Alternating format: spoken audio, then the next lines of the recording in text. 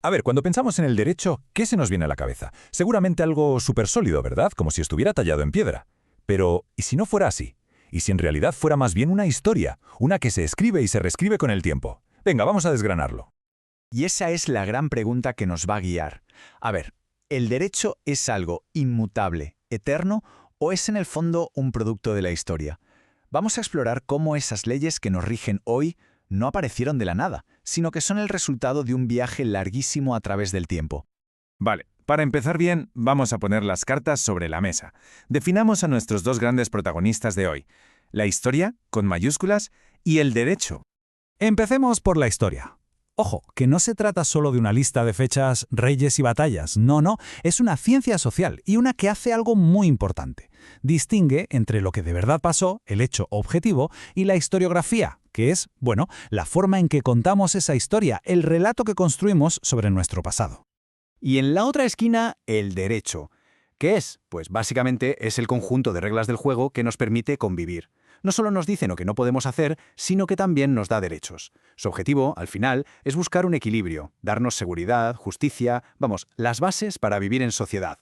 Y aquí, justo aquí, es donde todo encaja. La clave para entender cómo se relacionan estas dos cosas es una palabra: historicidad. Suena un poco técnico, pero en realidad es sencillo. Nos muestra que el derecho siempre está conectado al tiempo en tres dimensiones fundamentales. Hay una frase que lo resume a la perfección. El derecho nace siempre en la historia y desde la historia. ¿Qué quiere decir esto? Pues algo muy simple pero a la vez muy potente. Que cada ley, cada norma, es un reflejo del momento exacto en que se creó. No existen en una burbuja. Y esta idea, esta historicidad, la podemos descomponer en tres puntos clave. Primero, el derecho no es estático, ni mucho menos. Cambia, evoluciona, se adapta. Segundo, el tiempo y el lugar lo son todo. Las leyes de la antigua Roma, por poner un ejemplo obvio, pues no funcionarían hoy en día. Y tercero, y súper importante, el derecho siempre depende del contexto, de las fuerzas sociales, políticas, económicas y culturales que lo rodean en cada momento. Entonces, si el derecho cambia con la historia, ¿cómo lo estudiamos? ¿Cómo miran los historiadores a ese pasado jurídico? Pues resulta que hay diferentes enfoques, como si se pusieran unas gafas distintas para analizar cómo se ha ido construyendo el derecho a lo largo de los siglos. Por ejemplo, hay quien se centra en la historia política, es decir, en cómo las luchas por el poder han ido moldeando las leyes.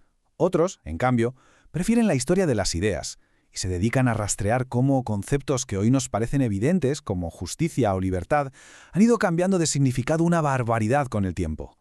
Y esto nos lleva a una advertencia que es crucial. La hace Martí en esta cita de 1977. Nos viene a decir que ojo con intentar estudiar el derecho antiguo con las herramientas y la mentalidad de hoy, porque si lo hacemos, nos arriesgamos a no entender absolutamente nada. Cada sistema legal hay que analizarlo en su propio contexto, con las reglas de su época. Pero bueno, todo esto no es solo teoría, ¿eh? Vamos a ver un caso real, un caso tremendo, donde la historia y el derecho chocaron de frente en un tribunal. Vamos a hablar del caso de Irmar Gard Furchner, una secretaria de 99 años que fue llevada a juicio por complicidad en más de 10.000 asesinatos. Es un ejemplo que te deja helado de cómo la historia puede ser juzgada décadas, muchísimas décadas después. Y aquí lo interesante es que la acusación no era porque ella hubiera matado a nadie directamente. No, su papel era el de mecanógrafa en el campo de concentración de Stutthof. El juicio lo que intentaba demostrar es que su trabajo administrativo, aparentemente inofensivo, fue en realidad una pieza clave para que toda esa maquinaria de muerte siguiera funcionando.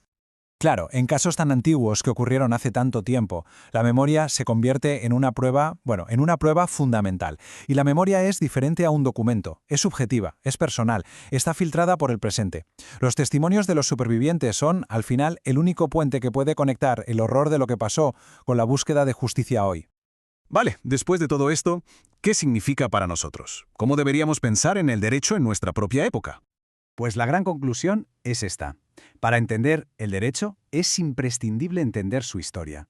Es una creación humana que está en constante cambio, moldeada por conflictos, por ideas y por esa búsqueda de justicia que parece no tener fin. No es un código cerrado y ya está, es una historia que de hecho seguimos escribiendo entre todos. Y claro, esto nos deja con una pregunta final que es casi inevitable.